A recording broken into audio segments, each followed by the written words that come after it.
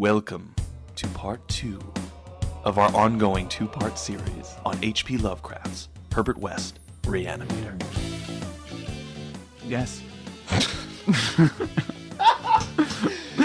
I'm Chad Pfeiffer. I'm Chris Lackey. And this is the H.P. Lovecraft Literary Podcast. We've got an interview with Stuart Gordon. And we are having the readings done by Andrew Lehman. And we are sponsored this week, as we were last week, by Tor.com. Tor.com is having an awesome event, which is December Belongs to Cthulhu. That's right. Every day they're getting new content from scholars and fans and authors on the Lovecraft mythos. Yeah, and, awesome stuff. They've got artwork up there. They've got analysis. They've got original stories. Mm-hmm. It's all Lovecraftily delicious. And, you know, if you want to buy any of the great books that Tor.com has, 30% off. That is 30% off Lovecraft-related content. Yes. And without further ado, we're going to jump right into the show. Here we are with part 2 of Herbert West Reanimator, featuring special guest Stuart Gordon.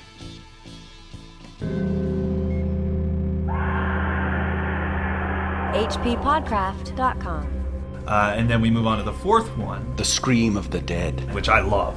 This was a good one. Yeah. And I think this one involves, I know it does. It involves a traveling salesman. Yeah. Which is Lovecraft's father's profession. Right. This starts in July 1910, so a few years have passed, and the protagonist is actually in Illinois visiting his parents, where I'm from. Yeah, and myself. And myself. Yeah. Actually, he did have a relative of some kind that's from Illinois. Well, his dad did travel, too, Yeah. to Illinois when he was doing his salesman stuff. With something like his great-uncle founded Devlin, Illinois, which is close to Peoria. It was I like did not know a that. temperance town, and so Lovecraft has some biographical connection to Illinois. the great land of Lincoln.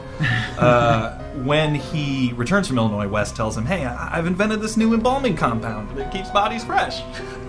I didn't tell you I was working on it. But Yeah, I it's just invented this it. little side project. I got a body downstairs now. I waited for you. So they go down there, and the body is this stranger who West says had been on his way to transact some business at the mills. And he wasn't feeling well Wasn't because feeling he was well. walking a lot, and he said that he looked really tired. So Yeah. he came in, and then he died. He just had a heart attack. Right. Now, of course, in their brief conversation before he passed away, he said, "I have no family, and nobody will find out where I say to have a heart attack right now." And then he had a heart attack. So West just knows this from their brief Just conversation. happens to know that. Yeah. Come in. Do you have family? So West takes him down to the lab, and he injects a new fluid in the corpse in order to neutralize this embalming agent. Right. And then he does something curious. When the body starts to twitch, he puts a pillow over its face. Uh-huh. I didn't know you had to treat dead folks that way, but when all signs of life are completely gone, he injects the reagent, and it's a success. The body wriggles a bit, and the protagonist asks, where have you been? But the way the body responds, he doesn't like. For that very fresh body, at last writhing into full and terrifying consciousness, with eyes dilated at the memory of its last scene on Earth, threw out its frantic hands in life and death struggle with the air, and suddenly collapsing into a second and final dissolution from which there could be no return, screamed out the cry that will ring eternally in my aching brain. Help! Keep off, you cursed little towhead fiend! Keep that damn needle away from me! So we find out Yeah. Uh-huh. that West has killed this guy. He just outright murdered him. Yeah, this is kind of a turn in the story because, I mean, even though his methods are unorthodox, people are dead and he's trying to bring them to life. He's not necessarily a terrible guy, but at this point, he's pretty evil. Like, Well, he wants that fresh body. yeah, Yeah. And so that's the only way he can get. resorting to murder. Yes, Yeah. he's ready to kill for it. The question is, why doesn't the narrator stop working with West at this point now that West has started murdering people? Yeah. Yeah, how did you... And address that? well, I think if this were real, and someone had developed something that could actually bring the dead back to life, this would be such a monumental discovery. Right, absolutely. That this is like Nobel Prize time. This is Well, changing humanity. Like, yes. So the entire way people live their lives. So I think that the way you can justify it, I suppose, is the idea that the idea that they're creating something for the greater good of mankind. That this is a Sure. a huge medical breakthrough. Right.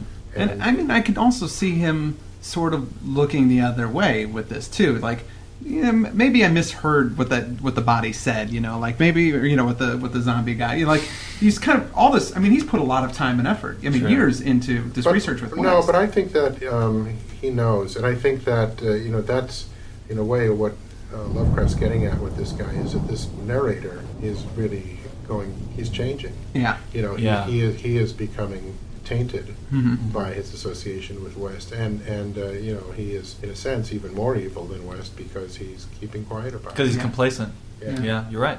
And also, Lovecraft has a long history by this point of writing characters who are easily influenced or who maybe have a bit of a weak nature, right, and can kind of be led along in certain things. But I also think it's true, and it's interesting that people in this world will go along with someone who seems to have the answers. You're right. You see that over and over again.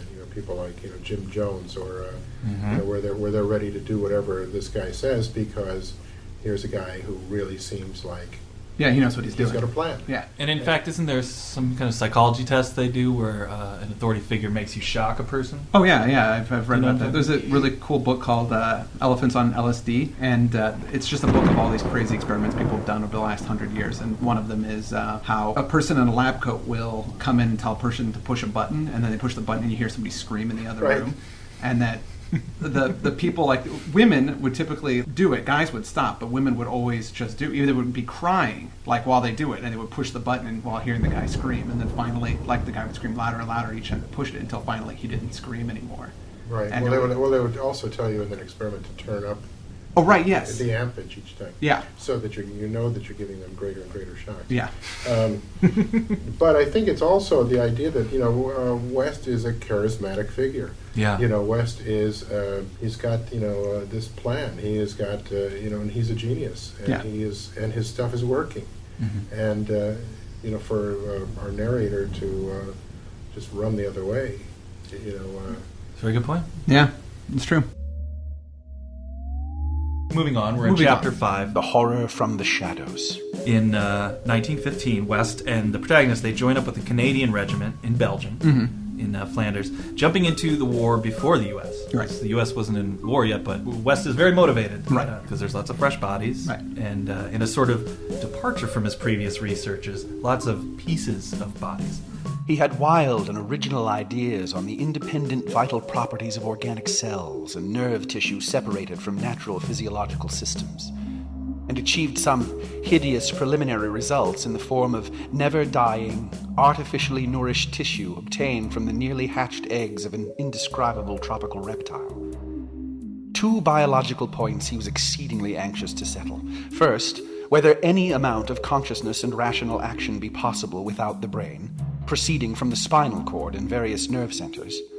And second, whether any kind of ethereal, intangible relation distinct from the material cells may exist to link the surgically separated parts of what has previously been a single living organism. So he's changing his research. I mean, he's going from trying to bring back one person to just reanimating any kind of tissue, be it arms, legs, and he's combining them with the reptiles.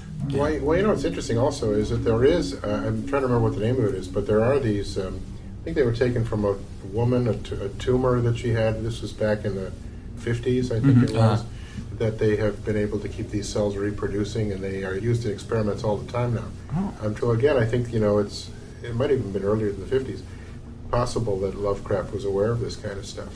The idea that, in a sense, these tumorous cells that will reproduce at its rapid rate, it's almost a kind of immortality. This woman who was killed probably by her cancer, right? But in a sense, her cells are continuing to reproduce, and they use those in experiments, kind of trying to find a cure for cancer, I believe. Right. I happened to watch a show that was on television a couple of years ago that was about scientists, and it was essentially sort of like mad scientists, but real scientists who were doing these weird experiments. And one of them was this guy who was trying to keep the brain alive after it was removed from the body. That was one of sort of like Donovan's brain or something. Then he realized that if you keep a brain alive, how do you know that the brain is really conscious? Yeah. So what he decided was you have to not just keep the brain alive, but keep the entire head alive. So he was beheading baboons and keeping the baboons' heads alive, by running some sort of blood. Well, there's a similar test that's in that same book, that Elephants on LSD, where this Russian scientist in the 50s was taking dogs' and heads and sewing them onto other dogs. Yeah, that's right. That was famous. But this scientist, though, reminded me a great deal of Herbert West, because what he said was that after he had decapitated a baboon and brought kept it alive, that the baboon was looking around, and one of his assistants went over to the baboon and put her finger in the baboon's mouth, and the baboon bit off her finger. Whoa! And the scientist was saying, what sort of an idiot puts their finger in a baboon's mouth?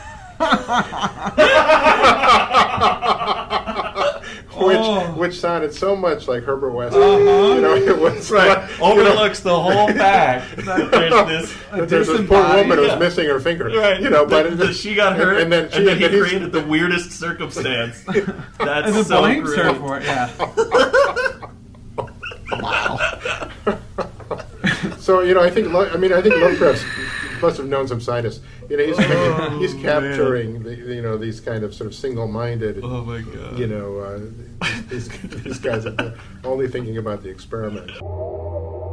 West is keeping this vat of sort of reptile parts. Goop. Yeah. Yeah. That's how he keeps the severed pieces alive. He throws them in there, and then the goop, treats it or rejuvenates it. And he's got his own private library in a field hospital behind the lines in Belgium. Which he got this because he told the people in the field hospital that he was coming up with serums to help people who had been maimed seriously. Right. So, and one night they get a new specimen, Major Sir Eric Moreland Clapham Lee. This guy's a great surgeon, and he's actually even studied reanimation under Dr. West. Yes. In fact, he's the one who helped West get this commission.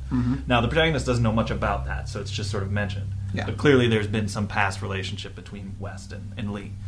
And Lee had been on his way to the battlefield, but his plane was shot down directly over it.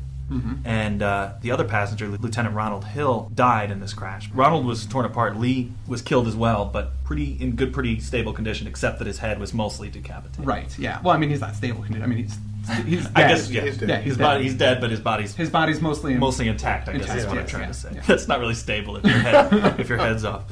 So West, of course, drops the head in the vat of reptile tissue. Yeah. Keep it going. And then he sews everything up on the neck of the body. And then he injects the body with the reagent. It kind of starts twitching around, throwing its arms out, as if in memory of that plane crash. Yeah, of the plane crashing.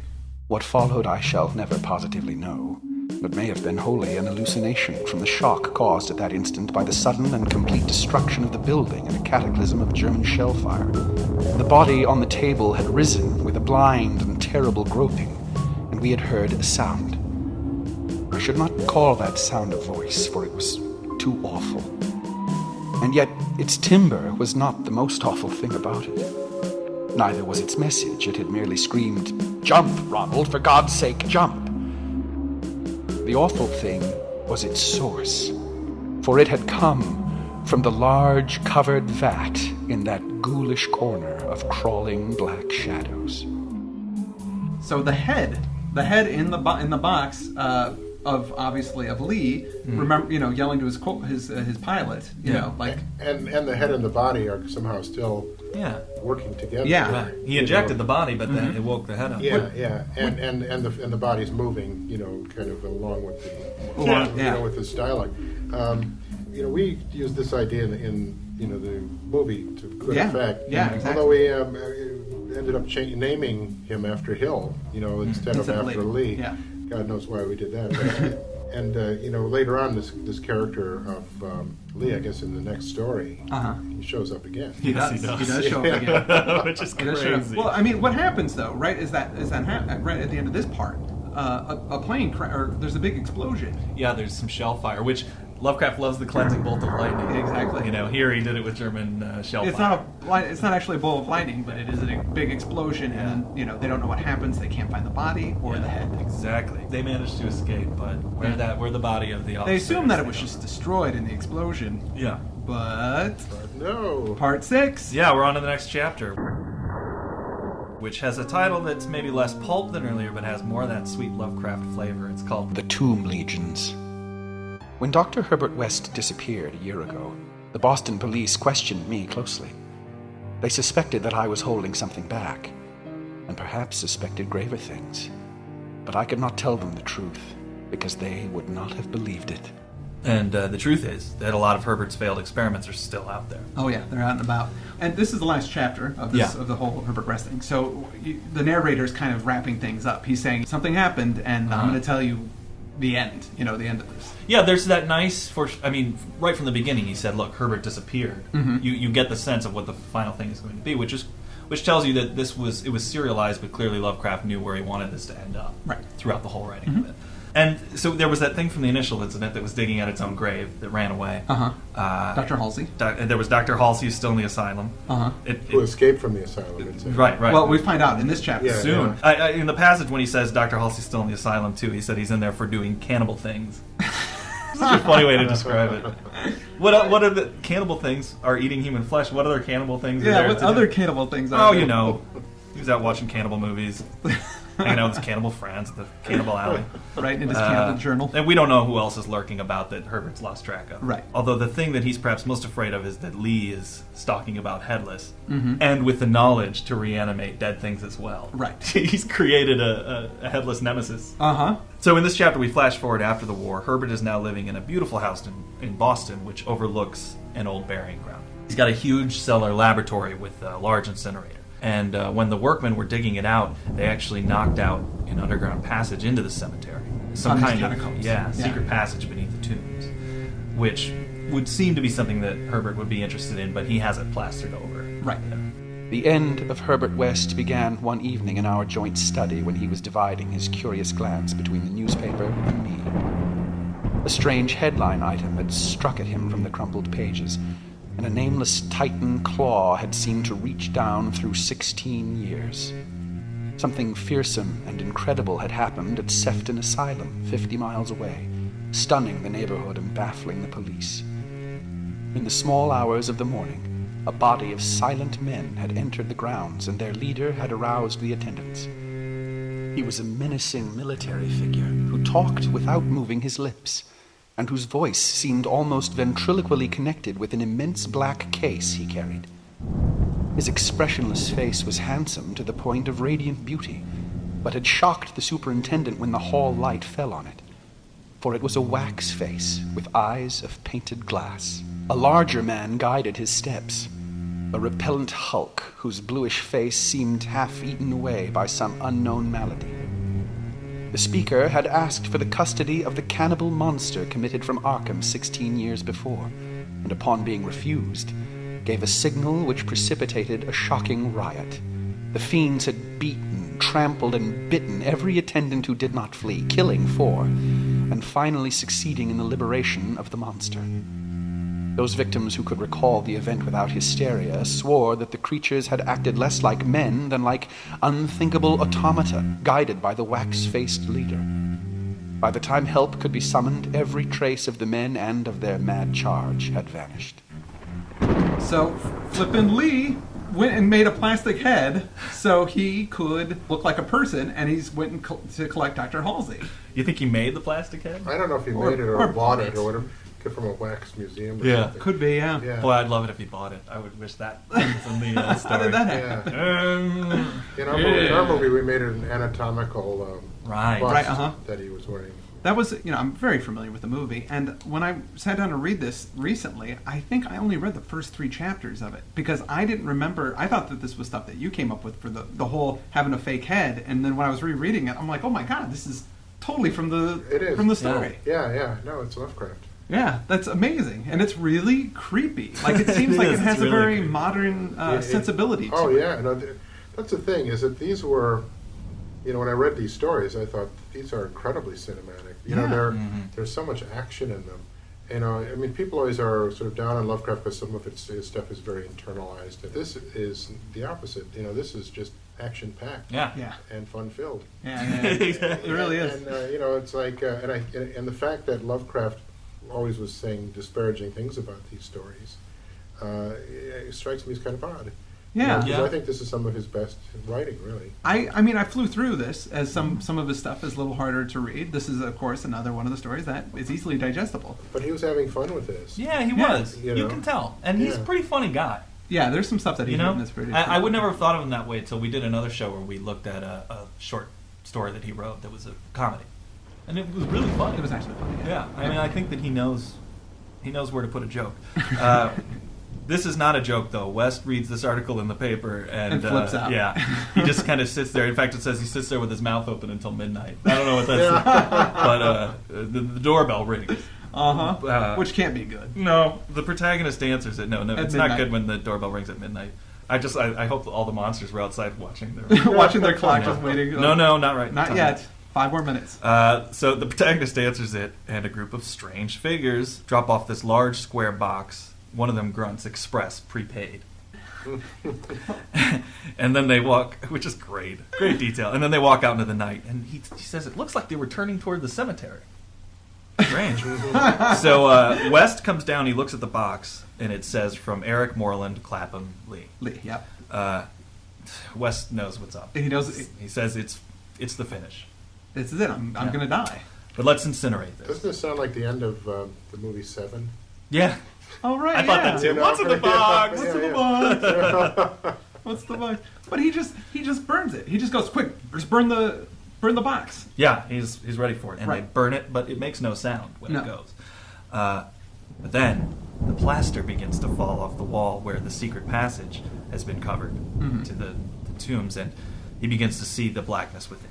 Just then, the electric lights went out, and I saw, outlined against some phosphorescence of the nether world, a horde of silent, toiling things which only insanity, or worse, could create.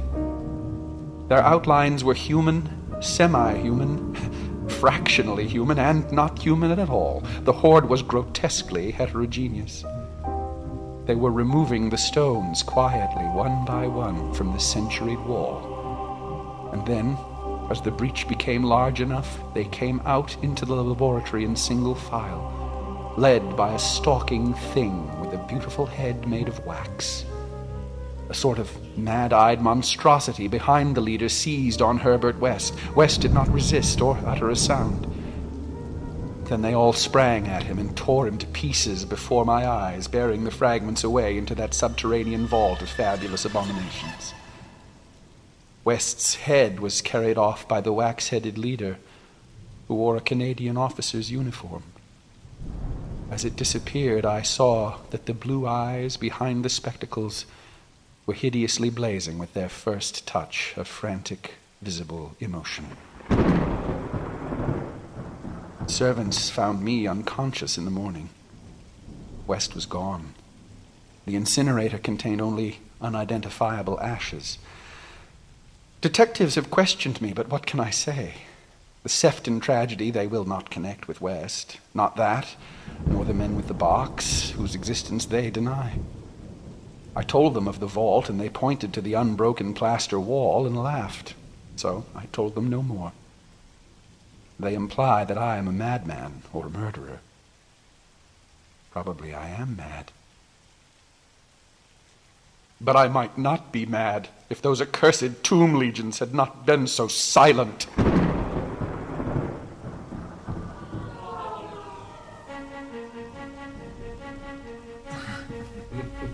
And that's the end of the Which is story. really creepy. That they quietly take the bricks out. They're very methodical. And Herbert doesn't even scream. He doesn't even scream. The silence of that whole scene is actually very eerie. That's pretty cool. And it's kind of strange that Lee decides to give him the box, which I assume has the head in there because we don't see Lee's head again. So, Right. Did Lee have a plan that Herbert was going to open it up and then see the head there, and then we're going to have a conversation or something? I don't think his head was in the box. I don't think so No? either. No, I think that was a decoy kind of. Yeah. Get him downstairs. Oh, get him downstairs to go to the incinerator. Incinerated, yeah. All right. I thought at first maybe that the plan was to open the box and then he'd go, "All right, guys, I'm in a basement. Yeah. This is how you get in there." But no, yeah, I think it was It was trick. just a trick to get him down to the cellar. Yeah. But and that's the end of Herbert West Reanimator. That's the end of Herbert West. Now, in your movie, it pretty much ends. Well, we had the character we have torn to pieces is actually Halsey in our movie. Right. And it's similar. The reanimated corpses. The idea of this sort of legion of corpses. Mm-hmm. We have that idea as well. With Hill leading them. To use them as his slaves to Yeah. Right. I love that. Like his army. to destroy West. So that idea we also borrowed as well. It's funny rereading this now, seeing the various elements and even some of the dialogue. Like there's a line about I'm either mad or a murderer. Uh-huh. Yeah. I think we use a line exactly like that when Hill is trying to sort of blackmail West, and he says, people will either think that you're a madman or a murderer. You have your choice. Oh, right. Uh-huh. And so the story is sort of woven through the movie. It's funny. I mean, the element that's not in these stories that we made a lot of use of is a woman character, which is something you almost never find in Lovecraft. Yeah, Right. pretty rare if there's anything. I mean, it was only in The Thing on the Doorstep. The Thing on the Doorstep. We talk about a woman character, and she's only and it sort of out, a woman. It turns out she's not a woman at all. Yeah, Right, exactly. There are no women in Lovecraft, which is really strange. And then when you're making a movie, it's always, well, where's the girl? There's got to be a girl, Sure. damsel in distress somewhere. Yeah. So we invented the dean's daughter, and had a relationship between her and this unnamed narrator. Yeah. Well, I mean, I think that's a good idea, making her Halsey's daughter too, because that ties in, her father with all the bad stuff that's going on. So there's a whole other level for her, like a sense of. Yeah, and Hill has that creepy lust for her as well. Oh right, yes, that's true. Yeah. Yeah. Extremely creepy. But there was a lot of sort of streamlining, like, taking the first story where the creature in Lovecraft's version just breaks out. Mm-hmm. We have our creature breaking out of the morgue, sort of the refrigerator section, breaking the door down on top of Halsey. Oh right, yeah. And killing Halsey. Right. So it's, instead of Halsey dying of a plague, Halsey is killed by the first creature. So we're just sort of tying the two stories Yeah, together. I mean, to have a whole other story about a play going on and they're doing that stuff, it seems pretty unnecessary for a movie. And it was also kind of compressing the time. I mean, the thing that, about the Lovecraft stories, it takes 17 years for all of this to happen. So we were having it all happen within a few days. So did you guys like the story? Oh, yeah. I don't know. Yeah. I love this story. It's I think it's one of my favorites. I love it. I mean, and I know he hated it, or said he hated it, but it just seems so fun. Like, it's just like a fun story. Well, the thing that made me happy was that after our movie came out, that they reprinted the story. Oh, that the story came back. And, when I was a kid, I always used to go see Roger Corman's Poe movies. Sure, yeah. And those are what made me start reading Poe. Yeah. And the fact that the movies that I make about Lovecraft inspire people to read Lovecraft, Yeah, absolutely. I always think is a great thing. That's It pretty is. amazing. It's a great thing. I gotta say, thanks for making this movie. This has been one of my all-time favorites, even Well, as thanks. a kid. Yeah, I've always loved it. It's great. So, good job. Well, thank you. Now, you mentioned Poe. You and Jeffrey Combs are working on a show. Yeah, or not working on. It's running. Yeah, we're doing Jeffrey's doing a one-man show playing Edgar Allan Poe, which was put together from Poe's notes and essays and so forth. And this isn't the first time that Jeffrey Combs has done Poe. No, we did an episode of The Masters of Horror, an adaptation of The Black Cat, where we turned the again nameless narrator into Edgar Allan Poe. And it's if anybody's in LA, I highly recommend going to see this show because it's great. Chad and I have both seen it. Yeah, we mentioned it a while ago. When On we the went Tomb, saw it. I think we mentioned it. One of the first stories. Yeah. Well, thank you. We're hoping to tour it, so maybe we'll be able to bring it down. And maybe it'll be coming to a neighborhood near you. Most recently, you came out with a movie called Stuck, Right. which has Mina Suvari in it and is about a terrible night in a man's life. Yeah, it's a true story about a woman who hits a homeless man, and he goes through the windshield of her car, and instead of taking him to the emergency room, she puts him in her garage. This actually happened a few years ago.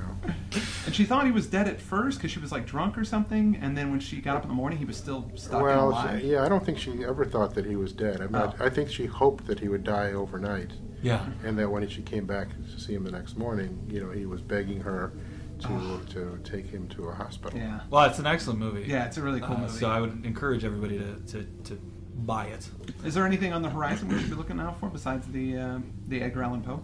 Well, I'm working on a couple of things. One of them being a Lovecraft adaptation. Yay! But I think it's great that you guys are doing this show. It's, thank you very much. We also think it's great.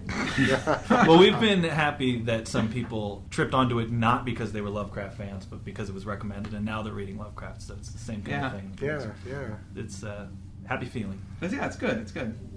And I should also say that the three of us are working on something together, which is We are. That's Yes. true. There is a horror film called Solitude that we are shopping around right now. That's right. So if anybody has a couple $1,000,000 they want to contribute, we'll be happy to take we'll your be money. happy to take it off your hands and make this film.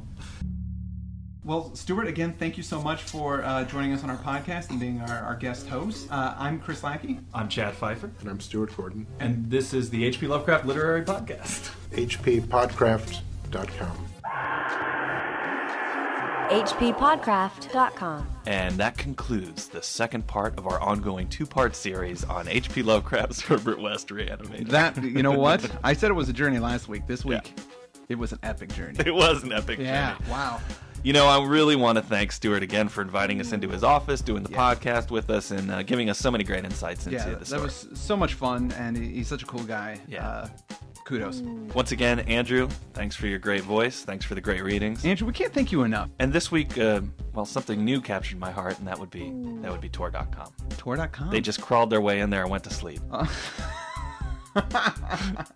You know, I think earlier we said over at Tor.com, these they've got so many great analysis and insights into Lovecraft's work, a lot of which we've covered on this show. Yeah. But whereas we've done a half-ass job, They've done a full-ass job. they came in with a full ass. Yeah, they really did. So So get over there, look at Get that over there. stuff, and Check it you'll out. be a little bit better of a Lovecraftian amateur. when you're done. maybe a better human being. I think so. Chris, what are we covering next week? Next week we are venturing into Hypnos. Wow, I haven't read Hypnos. I've never read Hypnos. I imagine it's going to hypnotize me. Okay. Yeah. I bet Well, you- that's going to be that's our show for that'll be our New Year's Eve show. Yeah, we'll be. Yeah. So bring your kazoos and your party hats and your Absolutely. confetti. And lots of confetti. Yeah. I'm Chris Lackey. I'm Chad Pfeiffer. And this has been the HP Lovecraft Literary Podcast. hppodcraft.com.